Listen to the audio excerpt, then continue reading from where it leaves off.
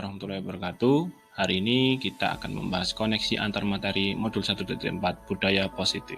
Kali ini saya akan mencoba mengaitkan antar materi dari filosofi pemikiran KAD, nilai dan peran guru penggerak, visi guru penggerak, dan budaya positif. Dari keempat materi yang sebelumnya kita pelajari, bahwasanya akan mempunyai tujuan akhir, yaitu tentang penguatan profil pelajar Pancasila.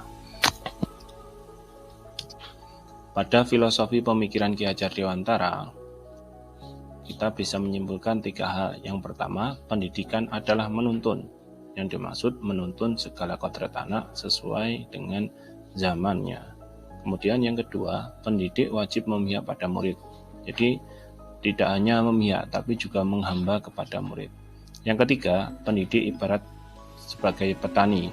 Jika jagung, maka jadilah jagung yang berkualitas. Kemudian, dari nilai dan peran guru penggerak, kita bisa menyimpulkan dari pernyataan Ki Hajar Dewantara, maka seorang guru harus mempunyai nilai dan menjalankan perannya agar mampu menuntun tumbuh kembang murid melalui pendidikan dan pengajaran yang menghamba pada murid. Lalu, pada tahapan berikutnya, kita membahas tentang visi guru penggerak. Dari sini, kunci keberhasilan visi dapat terwujud adalah adanya kerjasama dari semua warga sekolah, baik kepala sekolah, pendidik, tenaga kependidikan, murid, dan wali murid. Untuk itu, kita memerlukan langkah-langkah nyata yang sesuai dengan pendekatan inquiry apresiatif dengan tahapan kerja. Nah, lalu, pada akhirnya, setelah selesai membuat prakarsa perubahan, dengan pendekatan inquiry apresiatif dengan tahapan bagja, maka akan tercipta budaya positif. Budaya positif ini akan menimbulkan rasa aman dan nyaman pada murid dalam proses pembelajaran. Nah, berikut ini untuk pemahamannya atau refleksinya, sejauh mana pemahaman Anda dari disiplin positif adalah suatu proses mendidik anak untuk melakukan kontrol diri atau pembentukan kepercayaan diri. Kemudian nilai kebajikan dan keyakinan kelas ini adalah nilai yang diakui atau diyakini oleh semua orang dalam lingkungan sekolah. Kemudian posisi kontrol yang paling baik adalah sebagai manajer. Perlu kita ketahui kebutuhan dasar masing-masing dari setiap anak agar kita dalam melangkah pada segitiga restitusi itu sesuai dengan kebutuhan dasar murid kita. Jadi, perubahan apa yang terjadi pada cara berpikir saya ketika mempelajari modul ini? Jelas, saya berusaha memunculkan motivasi intrinsik siswa ketika saya mengajar di kelas. Hal ini penting karena dengan motivasi intrinsik, maka siswa akan melakukannya dengan secara sadar. Jadi pengalaman saya yang alami ketika melaksanakan praktik segitiga restitusi kemarin, saya bisa menyimpulkan saya perlu belajar untuk lebih luas dalam menerapkan posisi sebagai manajer.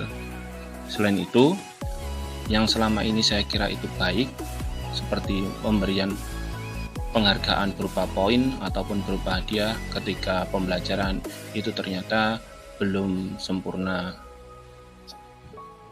Yang saya rasakan, saya menjadi lebih bersemangat untuk memposisikan diri sebagai manajer dan menerapkan segitiga restitusi dalam permasalahan yang terjadi di kelas maupun sekolah. Karena dengan penerapan segitiga restitusi, saya yakin bisa menumbuhkan budaya positif yang ada di sekolah. Hal yang baik saya kira adalah terkait penerapan keyakinan-keyakinan kelas, nilai-nilai kebajikan yang sudah ada, serta disiplin positif yang selama ini sudah diwujudkan. Namun, tetap saja ada yang perlu diperbaiki, khususnya posisi kontrol guru yang sebelumnya lebih banyak berada di posisi teman dan pemantau. Seharusnya bisa memposisikan diri sebagai manajer. Sebelum mempelajari modul ini, saya cenderung dalam posisi kontrol teman dan pemantau, karena saya belum mengerti bahwa ada satu posisi lagi, yaitu sebagai manajer yang lebih baik lagi. Sebelum mempelajari modul ini, secara tidak langsung, sebenarnya saya sudah menerapkannya, yaitu pada tahap menstabilkan identitas dan validasi masalah. Namun, saya kira hal ini belum sempurna, karena dalam menanyakan keyakinan, saya belum memunculkannya. Karena dalam menanyakan keyakinan ini adalah hal yang penting dalam upaya memunculkan motivasi intrinsik pada siswa. Hal lain yang perlu dipelajari adalah adanya kolaborasi dalam menciptakan budaya positif di sekolah. Hal ini bergantung pada semua warga sekolah, jadi tidak hanya peran dari guru sendiri, tapi melibatkan seluruh warga sekolah. Demikian pemaparan koneksi materi dari modul 1.4 budaya positif. Terima kasih, salam guru hebat.